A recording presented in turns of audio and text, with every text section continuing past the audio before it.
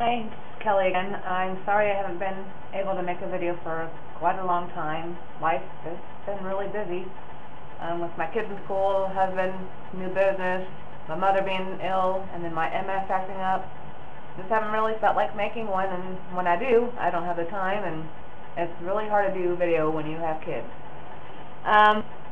Last I left off is, I believe when I was diagnosed, I'm not sure how much farther I got beyond that. So I didn't watch the video, so I'm just gonna pick up from where I think I left off. In case you need a reminder or walkthrough, or I was diagnosed at 17, symptoms at 16. Since then, I remember going back to school, and I had to use a walking stick. I didn't have a cane. My aunt had this walking stick made for her. I think my uncle made it for her. It was really cool. I used that, and I had no sense of style back then. So like jammy pants, but the elastic on the bottom, with a big baggy t-shirt. And I'm walking in, and I had the limp, and I had a couple of guys, saying, "What, you trying to be some pimp now?" No. And everybody kept asking me what was going on, what was wrong, and trying to explain anything to them, and especially this MS was relatively new back then. So I had to explain it to the teachers as well. For a while, I remember having to get up in front of class and explain what MS was in short-term version, what I understood it to be. And, I had the questions of, are you going to die? Can I catch it? All those, I guess, questions that kids would ask. People kind of stopped talking to me. I lost a lot of friends. I wasn't the normal kid as everybody else was. They didn't understand what MS was, nor did they care to try, but that's how a lot of teenagers are. I had a lot of people come to the hospital. I remember that. And then it's kind of like afterwards, when people saw me that I was in a wheelchair at the hospital, that I couldn't, I limped, I had to use a cane. I don't know, everybody's perspective of me just did a 360. So I lost quite a few friends. People didn't want to hang out with me, but I didn't care. I had to accept who I was, I didn't even know who I was.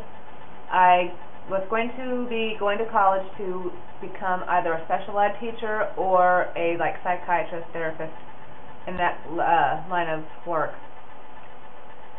That was October when I was diagnosed, my senior year of high school, and my dreams of becoming a special ed teacher right out the window. My whole thought was, well, if I'm in a wheelchair, how am I going to take care of other kids that are disabled too? The blind leading the blind. So I kind of just gave up on everything. I didn't, do anything when it came to going to college, and I was an honor roll student, had decent grades. Everything, school became, it was easy for me. So I gave up on college. After high school, I ended up working. I think it was for my friend's, or my cousin's father's pet store. I think that was it. And then after that, I worked at a daycare. I loved working with kids. I didn't like the management, the bosses, directors, all that stuff. You had to kiss ass to get anywhere. But with all the germs with daycares that go around, my MS was just flaring up right after another after another. I was there for over 2 years. And finally I was like, it's too hard for me. I can't do this, lifting up babies, these toddlers, I didn't want to drop any of them. And with me getting just ill all the time, I had no choice. So this was later on, I was probably around 20. I worked at a telemarketing place. We were planning on getting married, my now husband and I was just found out I was pregnant. So morning sickness on top of MS, on top of working at, a stuffy place was not a good combination. I quit there and just decided to stay home. My husband worked, he still does. I'm still now the stay-at-home mom, wife. We've been married almost 11 years this coming March. Over those years, I have experienced, from day of diagnosis till now, I have experienced everything but the pain. From the weakness, numbness, bugs crawling on me,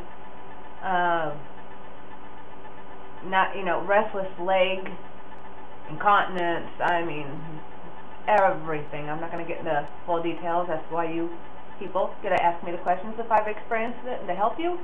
It's a lot easier that way because I'd be here for hours trying to explain it all. But one thing it took me a long time to learn when I was younger, after I did the whole giving up college and everything, I went through a dark period where I just didn't give a shit anymore. Easy enough to say. I didn't want to work. I didn't want to do nothing. Cemeteries were like, hey, when am I going to be there? Am I going to die? But after a while, it hit me. My mom was ready to send me to a psych ward. That there's more to life than MS. I have a life. I have to do something with it. I'm going to be here for a while. I might be in a wheelchair. And I wasn't really scared about that. I've had family members, friends, you name it, from mental disabilities to physical disabilities. And I was honestly not afraid.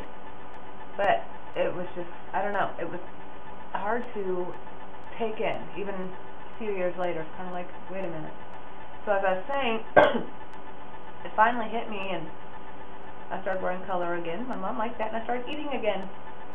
But I realized, after we were married for a few years, with both pregnancies, I had really bad exacerbations. I wasn't the type that went into remission during them. But a few years after my oldest son was born, maybe not even that, I went to severe depression. And I'm thankful for that because a lot of my friends, who you think are your friends, I started, you get into this deep mode of thinking when you're depressed. And I realized, I'm like, oh my God, they're like, one was all about herself, pretty much, just not good friends. And I realized that. And I even talked to my husband, I'm like, and is it just me? And I was put on antidepressants, and I told each one of them, maybe a handful of them, sorry, I just can't deal with you anymore. There's people out there that'll accept me for who I am. I don't have to pretend to be anybody. I'm not going to let you just, I'm not going to be your little pet anymore. What you want is what you get. I'm not going to do that anymore. I have to live for me. I've got my kid now, my husband. But over the years, I've come to accept who I am. I don't care what people think. My husband notices when I walk outside with my forearm crutches that people do stare. I don't even notice it. Let them. I look different. Anybody that's in any kind of crowd or anywhere, if there's one person that looks different, whether it be their weird-ass outfit, their disability, their hair color, you name it, they're going to stand out. And people are going to look. I'm guilty of it. I look at other people that stick out. What do I care? I've just learned not to. They want to get to know me, fine. If not, don't need them in my life.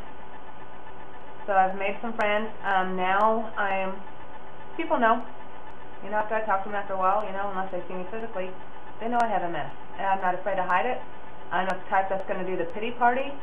I hate those pity parties. I've had a couple of friends with MS that are like, oh my God, poor me, I have MS. Oh, I can't see. Oh my God. Yeah, sorry, not me. I'm quiet about it, but just so you know, when something's my body's acting up, it's acting up. That's all there is to it. I'm not really sure what else to say. This video's been going on for over 9 minutes, and if you're still watching me, thank you. If you have anything, I've had a couple of ideas. I might try to make another one in a little bit or in a couple of days. But if you have any ideas of what kind of video you would like me to make on what kind of subject, if I can do it, ask me, and I will try to get one. Thank you for watching again.